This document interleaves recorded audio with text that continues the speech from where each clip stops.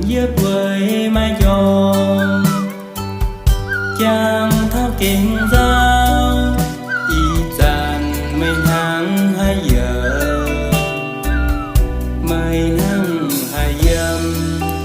buồn phiền tay mưa tu hiu mới mấy tháng giờ quán chờn giữa mình tu cô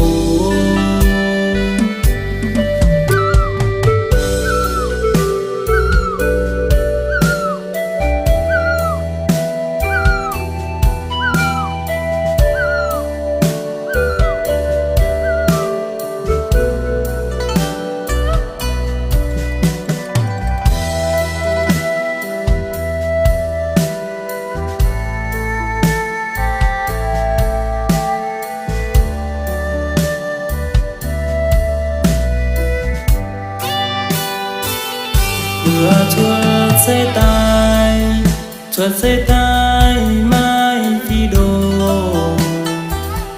trình tai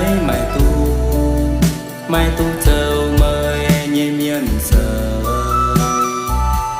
trình tai hỏi chú lời tôi minh đông bữa lời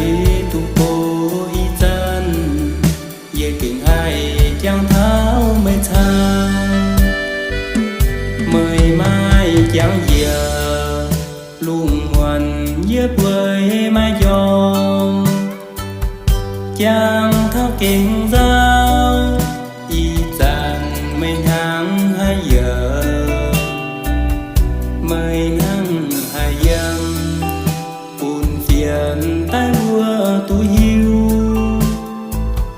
mới mấy tháng giờ quán chờn giữa mình tu cô